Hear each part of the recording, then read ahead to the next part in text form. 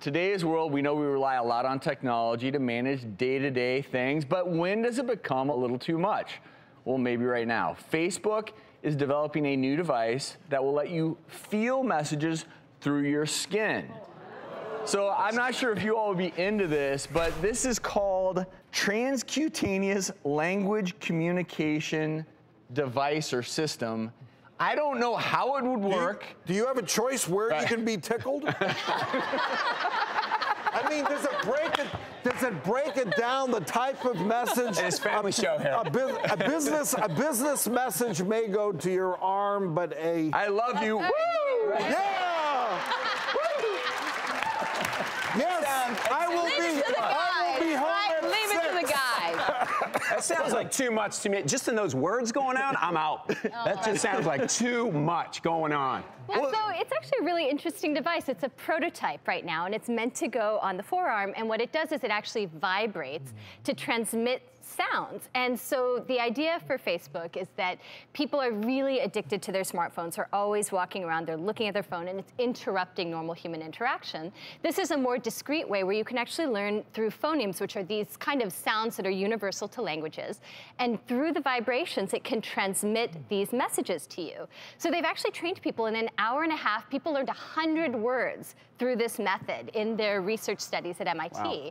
And so the idea is that while they don't want to interrupt your day, this may have applications for people who can't see or people who can't hear. It's sort of exactly. For them, it makes a lot of sense. However, if this is happening 100, 200 times a day, how is that not interrupting your day? It's true. Well, in fact, it would seem like it would be more interrupted. Well, you're going to get more interruptions because you may miss some things that come through now. You can't miss a beat. And also, from a practical standpoint, like transcutaneous messages, well, for me, it's a strong no. What does that even mean from a health perspective? I would want some long-term studies saying that there won't be any ramifications in 50 years. Maybe nothing will happen today or tomorrow, but what's going to happen in 50 years? Like, how long will they study it before they roll it out? Like, so I'm out. It's like being cattle prodded. I'm out. Right.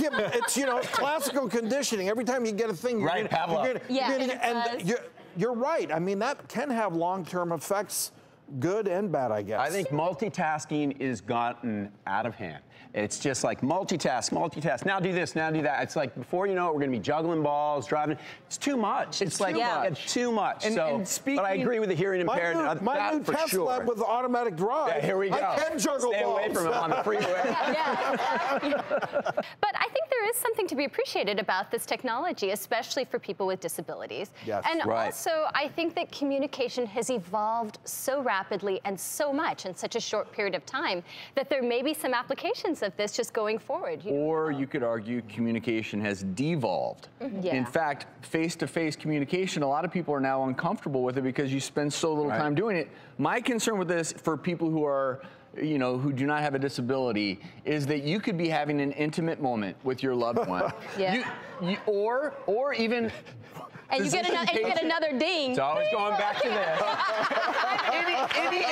any intimate. But Dr. Travis, it is an external device. I mean, in fact, if you look at the study, it's a pretty bulky Now it is. Eventually they're going to implant that thing. But I'm even imagining the patient-physician relationship where you're in there, you're having a conversation. So let's say as a physician, you're wearing this little device, and you're in there trying to talk to the patient, and you're being bombarded with other messages from other people. How about operating? That would be so Well, yeah, but the thing is, it keeps going further and further. Like, they're trying to develop these optical sensors that will allow you to type 100 words per minute by just thinking. So it's going further and further and further. Where will it stop? Where does it end? That would be cool.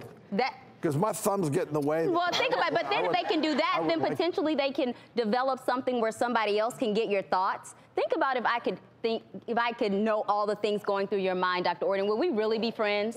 Yeah. We would really be